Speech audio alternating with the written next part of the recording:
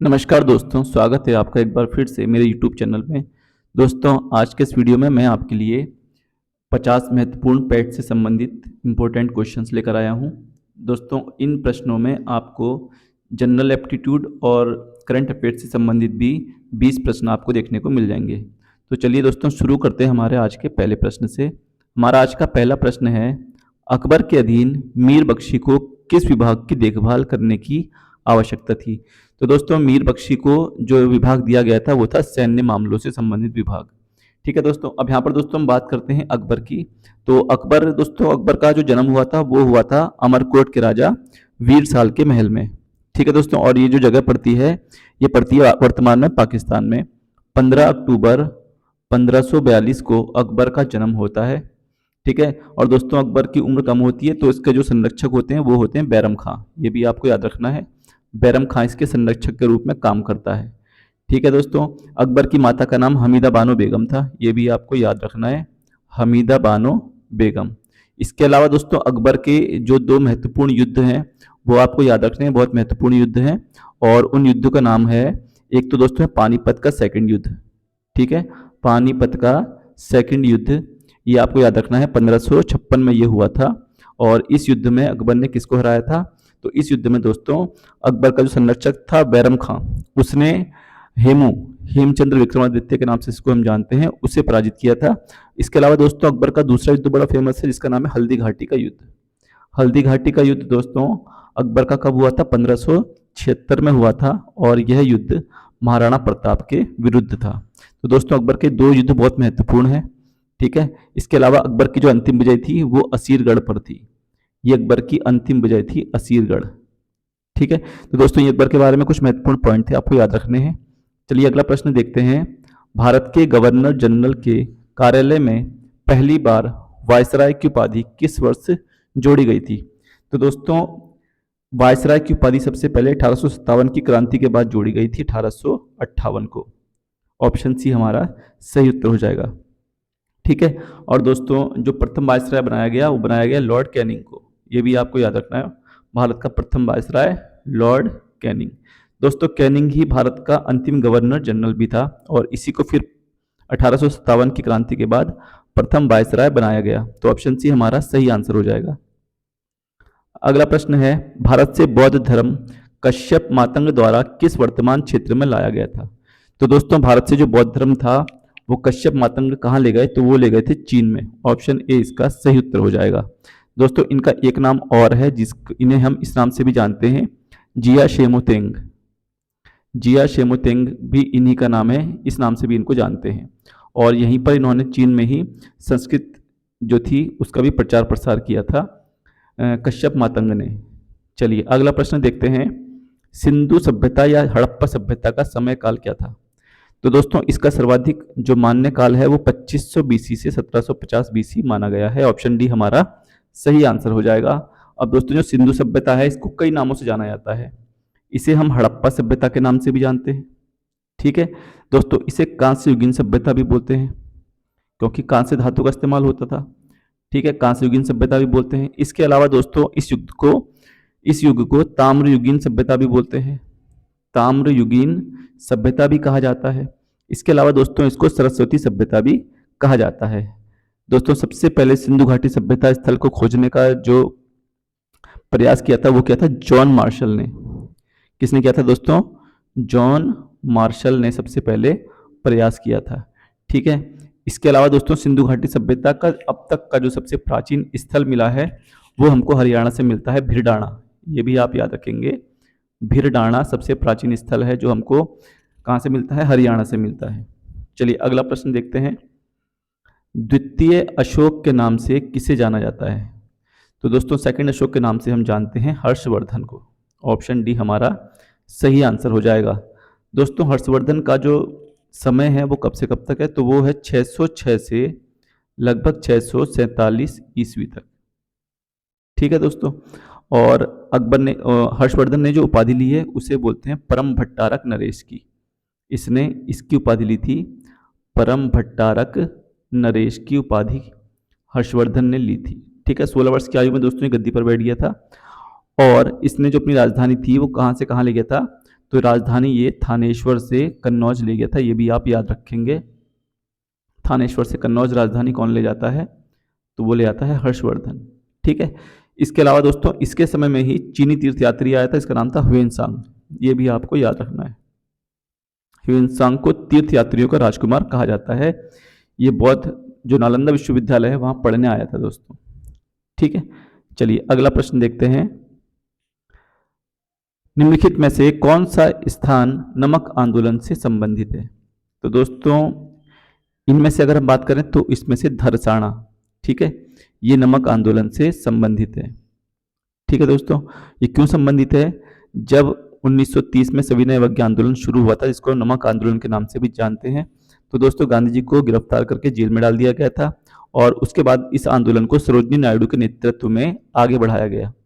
ठीक है, और दोस्तों ये जो जगह है ये गुजरात के दांडी के निकट एक शहर पड़ता है, ठीक है, धरसाना, वहीं पर यही जगह। और दोस्तों इसी आंदोलन के दौरान गांधी जी के साथ जो पत्रकार थे उनका नाम प्रश्न में पूछ लेता है एग्जाम में, कौन थे? वेब मिलर थे, ये अमेरिकी पत्रकार थे जो गांधी जी के साथ थे। चलिए अगला प्रश्न देखते हैं। एक उल्लेखनीय समाचार पत्र संबद्ध प्रभाकर किसके द्वारा प्रकाशित किया गया था? तो दोस्तों ये जो समाचार पत्र है संबद्ध प्रभाकर, ये प्रस्तुत किया गया था, प्रकाशित किया गया था ईश्वर चंद्र गुप्ता के द्वारा। दोस्तों ये बंगाली भाषा का एक समाचार पत्र था। ठीक है, और इसकी जो शुरुआत होती है दोस्तों वो 1831 में होती है साप्ताहिक समाचार पत्र के रूप में। उसके बाद दोस्तों 1839 से ये दैनिक रूप से छपने लगा। तो ऑप्शन सी हमारा इसका सही आंसर हो जाएगा, ईश्वर चंद्र गुप्ता।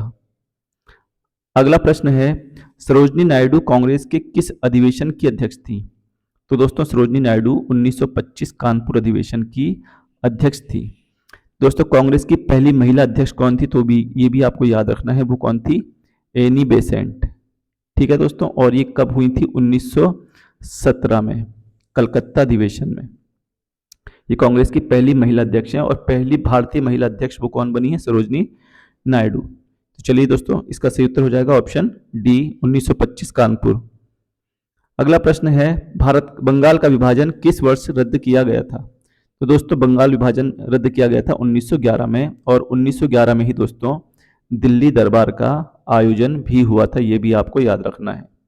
इसके अलावा दोस्तों 1912 में बिहार और उड़ीसा को, ठीक है, बिहार और उड़ीसा को बंगाल से अलग किया गया था, ये भी आपको याद रखना है। और 1911 में ही पहली बार दोस्तों हमारा भारत का राष्ट्रीय गान भी गाया गया था, ये भी आपको याद रखना है, दिल्ली दरबार के दौरान ही। ठीक है, तो ये कुछ क्वेश्चन थे इससे रिलेटेड। अगला प्रश्न देखते हैं, सत्यार्थ प्रकाश नामक पुस्तक किसके द्वारा लिखी गई थी? तो दोस्तों यह लिखी गई है दयानंद सरस्वती के द्वारा, सत्यार्थ प्रकाश। ठीक है, अगला प्रश्न देखते हैं, मालवा का पठार निम्नलिखित में से किस राज्य का हिस्सा नहीं है?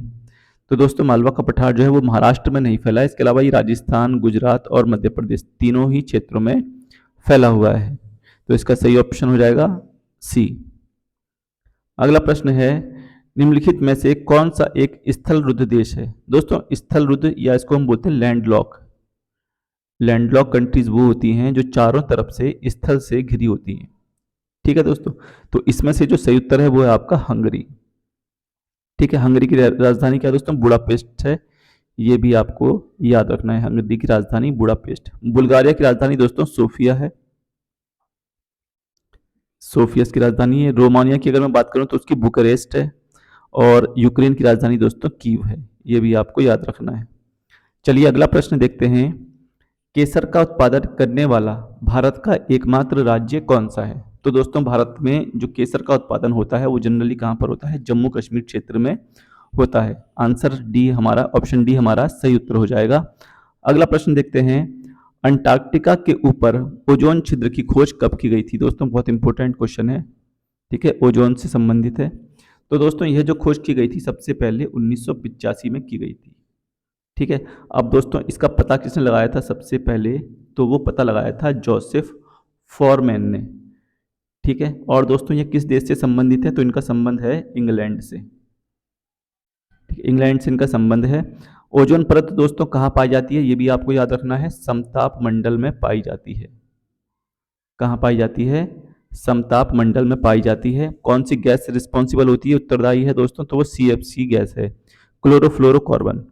ठीक है। और दोस्तों ओजोन परत के संरक्षण से ही संबंधित एक बहुत ही महत्वपूर्ण समझौता हुआ था 1987 में, जिसे हम मॉन्ट्रियल प्रोटोकॉल के नाम से जानते हैं। और दोस्तों ये कहाँ है, कनाडा में हुआ था, ओजोन परत के संरक्षण से संबंधित था। अगला प्रश्न देखते हैं, भारत की तटरेखा कितनी लंबी है। तो दोस्तों भारत की जो तटरेखा है वो 7500 किलोमीटर लंबी है। भारत में सबसे लंबी जो तटरेखा है दोस्तों वो गुजरात की है। ठीक है। और सबसे छोटी जो तटरेखा वाला राज्य है वो हमारा गोवा है। अगला प्रश्न देखते हैं, संसद ने किस वर्ष नागरिकता अधिनियम पारित किया था। तो दोस्तों यह किया था 1955, नागरिकता अधिनियम। नागरिकता संबंधी जो दोस्तों प्रावधान है वो हमारे संविधान के भाग 2 में है और अनुच्छेद 5 से 11 तक है। दोस्तों नागरिकता से संबंधित जो भी कानून है उसको बनाने का अधिकार संसद के पास है। ठीक है। और दोस्तों इसमें आपको अनुच्छेद 9 याद रखना है, बहुत इंपॉर्टेंट है। अनुच्छेद 9 कहता है कि यदि किसी दूसरे देश की हम सदस्यता ले लेते हैं तो भारत की नागरिकता स्वतः समाप्त हो जाएगी, ये आपको याद रखना है। चलिए अगला प्रश्न देखते हैं, किस अनुच्छेद के तहत राष्ट्रीय आपातकाल के दौरान अनुच्छेद 19 के तहत 6 मौलिक अधिकार स्वतः निलंबित हो जाते हैं। तो दोस्तों ये निलंबित होते हैं आर्टिकल 358 के तहत 6 मौलिक अधिकार। ठीक है। और दोस्तों जो 2 मौलिक अधिकार है हमारे 20 और 21, ये निलंबित नहीं होते हैं, ये भी आपको याद रखने हैं। तो ये अनुच्छेद 359 के तहत निलंबित नहीं होते। ठीक है। तो हमारा सी जो है वो सही उत्तर हो जाएगा। आपातकाल का दोस्तों प्रावधान हमने कहाँ से लिया है ये भी आपको पता होना चाहिए, ये हमने जर्मनी से लिया है। ठीक है। 352 से दोस्तों 360 तक आपातकाल है। 3 प्रकार के आपातकाल हैं दोस्तों, एक राष्ट्रीय आपातकाल, ठीक है, 352 में, फिर राष्ट्रपति शासन है 356 में, और फिर 360 में वित्तीय आपातकाल है। वित्तीय आपातकाल अभी तक भारत में एक बार भी नहीं लगा है। चलिए अगला प्रश्न देखते हैं, किस समिति ने सिफारिश की कि न्याय पंचायतों को विकास पंचायतों से अलग निकायों के रूप में रखा जाना चाहिए। तो दोस्तों ये जो सिफारिश की थी ये की थी अशोक मेहता समिति ने। ऑप्शन सी हमारा सही उत्तर हो जाएगा। ठीक है। चलिए अगला प्रश्न देखते हैं, आईपीसी की कौन सी धारा कहती है कि अगर 7 साल से कम उम्र का कोई बच्चा कोई अपराध करता है तो वह अपराध नहीं है।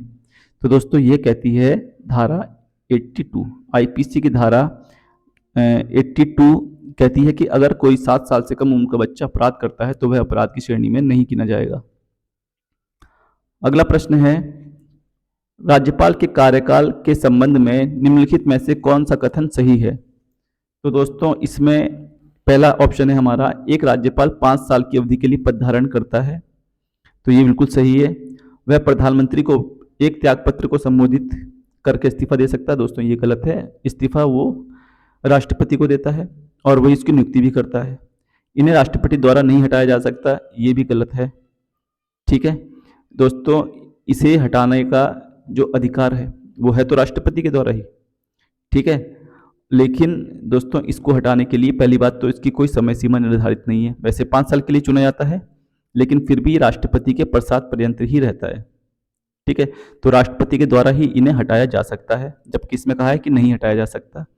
ठीक है। तो ये भी गलत हो जाएगा हमारा, उपरोक्त सभी ये भी हमारा गलत हो जाएगा। तो ऑप्शन ए हमारा सही आंसर है। ठीक है। अब दोस्तों जो राज्यपाल है ये आर्टिकल 153 में है। इसमें कहा गया है कि प्रत्येक राज्य के लिए एक राज्यपाल होगा। फिर आर्टिकल 163 कहता है कि जो राज्यपाल है, ठीक है, इसकी ये अपनी शक्तियों का प्रयोग किसकी सहायता से करता है दोस्तों, मंत्री परिषद की सहायता से करता है। ठीक, राष्ट्रपति के प्रसाद पर्यंत रहता है। और शपथ जो है दोस्तों, शपथ इसको हाई कोर्ट के मुख्य न्यायाधीश दिलवाते हैं, ये भी आपको पता होना चाहिए। अगला प्रश्न है, निम्नलिखित में से कौन मांसपेशियों की गति में शामिल है। तो दोस्तों मांसपेशियों की गति में शामिल होने वाला प्रोटीन है, इसका नाम है मायोसिन प्रोटीन। ऑप्शन बी हमारा सही उत्तर हो जाएगा। अगला प्रश्न देखते हैं, जीन के अस्तित्व का सुझाव सबसे पहले किसके द्वारा दिया गया था। तो दोस्तों यह जो सुझाव दिया गया था, यह दिया गया था ग्रेगर जॉन मेंडल के द्वारा। देखो दोस्तों, ग्रेगर जॉन मेंडल ने जो अपना प्रयोग किया वो बागानी मटर पर किया था। ठीक है, और 3 सिद्धांत इन्होंने इसमें बताए थे।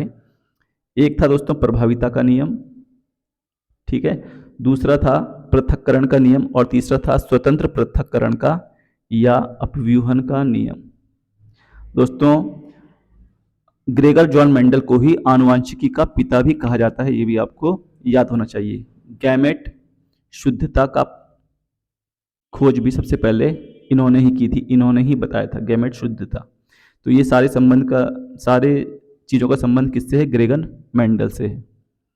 अगला प्रश्न देखते हैं, यदि कोई गतिमान पिंड अपनी चाल को 1.5 गुना कर देता है तो उसकी गतिज ऊर्जा क्या होगी? दोस्तों, गतिज ऊर्जा हमको अगर निकालना है तो इसका फॉर्मूला होता है हाफ mv², गतिज ऊर्जा बराबर, ठीक है। अगर किसी पिंड की चाल को यानी कि वेग को 1.5 गुना कर दें तो यानी कि इसका स्क्वायर हो जाएगा, और ये हो जाएगा 2.25 गुना। तो ऑप्शन सी हमारा सही आंसर हो जाएगा। अगला प्रश्न है, सार्वत्रिक गैस नियतांक का मान क्या होता है?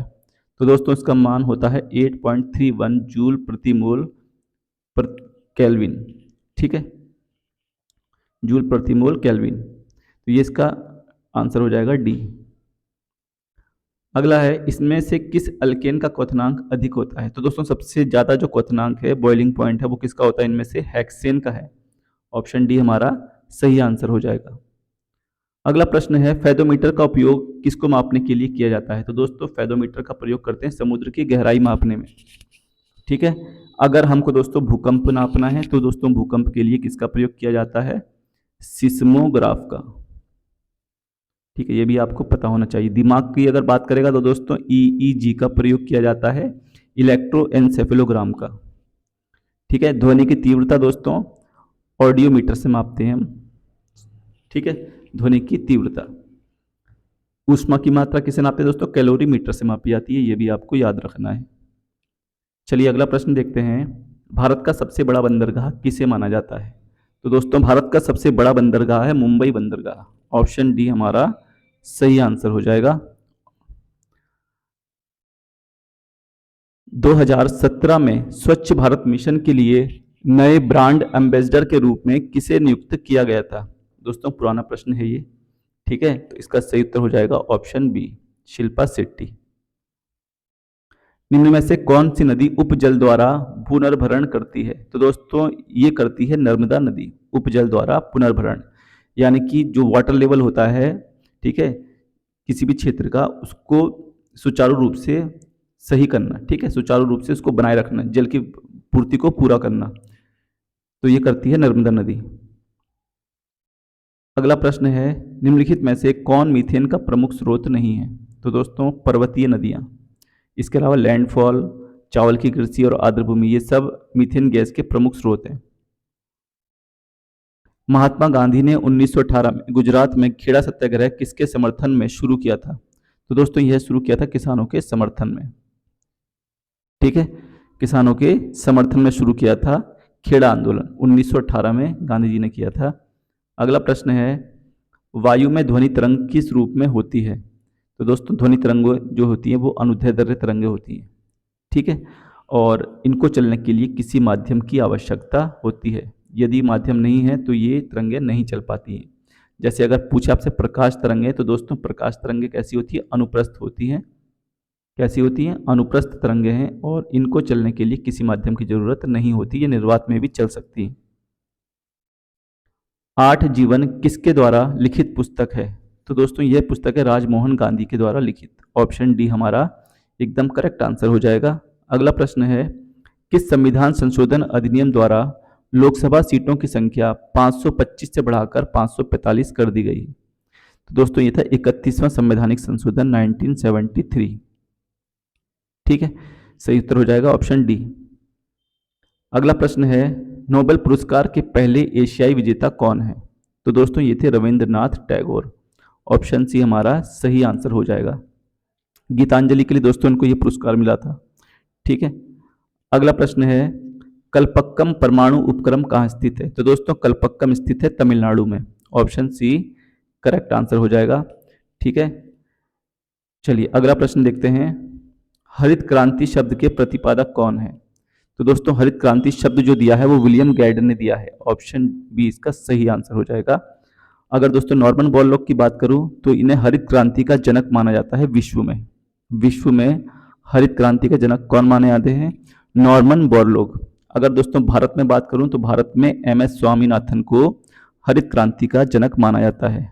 डॉक्टर वर्गीस कुरियन का संबंध श्वेत क्रांति से है। किससे संबंध है इनका? श्वेत क्रांति से, डॉक्टर वर्गीस कुरियन का। तो हमारा सही उत्तर हो जाएगा ऑप्शन बी। हरित क्रांति शब्द किसने दिया था? विलियम गैडर ने दिया था। अगला प्रश्न है वर्गीस कुरियन संबंध है, तो दोस्तों इनका संबंध किससे बताया था मैंने अभी? श्वेत क्रांति से। ऑप्शन ए इसका सही उत्तर हो जाएगा। भारत में वस्तु और सेवा कर जीएसटी कब शुरू किया गया था? तो दोस्तों यह शुरू किया गया था 1 जुलाई 2017। ऑप्शन बी इसका सही आंसर हो जाएगा। किस समिति की सिफारिश पर दोस्तों इसको लागू किया गया था? तो ये भी आप याद रखेंगे, विजय केलकर समिति। कौन सी समिति थी? विजय केलकर समिति। ठीक है, चलिए अगला प्रश्न देखते हैं। राष्ट्रीय योजना समिति की स्थापना कब हुई? तो दोस्तों राष्ट्रीय योजना समिति की स्थापना हुई थी 1938 ईस्वी में। ऑप्शन ए इसका सही उत्तर हो जाएगा। अगला प्रश्न है बजट भाषण के अनुसार उज्ज्वला के तहत कितने एलपीजी कनेक्शन प्रदान किए गए हैं? तो दोस्तों यह किए गए हैं 9.6 crore LPG connection. Option C इसका सही उत्तर हो जाएगा। केन बेतवा लिंक नहर किस राष्ट्रीय उद्यान से गुजरती है? तो दोस्तों ये गुजरती है पन्ना राष्ट्रीय उद्यान से, और दोस्तों ये कहाँ है? मध्य प्रदेश में। ठीक, अगला प्रश्न है वर्ष 2022 में कुल कितने व्यक्तियों को पद्म पुरस्कारों से सम्मानित किया गया है? तो दोस्तों 2022 का है ये, ठीक है, और ये किया गया था 128 व्यक्तियों को। ऑप्शन ए आपका सही उत्तर हो जाएगा। प्रवासी भारतीय दिवस 9 जनवरी को मनाया जाता है। यह दिवस पहली बार किस वर्ष मनाया गया था? दोस्तों इंपॉर्टेंट क्वेश्चन है, वैसे एग्जाम में आ चुका है ये प्रश्न, ठीक है, और ये पहली बार मनाया गया था 2003 में। और दोस्तों क्यों मनाते हैं ये? 9 जनवरी 1915 को गांधी जी जो थे भारत आए थे, ठीक है, तो उन्हीं के आने के उपलक्ष्य में। और कहाँ से आए थे? दक्षिण अफ्रीका से लौट कर आए थे। तभी हम प्रवासी भारतीय दिवस के रूप में 9 जनवरी को मनाते हैं। मिस यूनिवर्स 2021 का ताज किसे पहनाया गया है? तो दोस्तों ये पहनाया गया है हरनाज संधू को। चंडीगढ़ से इनका संबंध है। अगला प्रश्न है 2022 में नीति आयोग का नया उपाध्यक्ष किसे नियुक्त किया गया है? तो दोस्तों यह नियुक्त किए गए हैं सुमन बेरी। ऑप्शन ए इसका सही आंसर हो जाएगा। नीति आयोग दोस्तों किसकी जगह पर आया है? तो ये भी आपको याद रखना है, यह योजना आयोग के स्थान पर आया है, ठीक है। इसका अध्यक्ष दोस्तों कौन होता है? प्रधानमंत्री इसके अध्यक्ष होते हैं नीति आयोग के।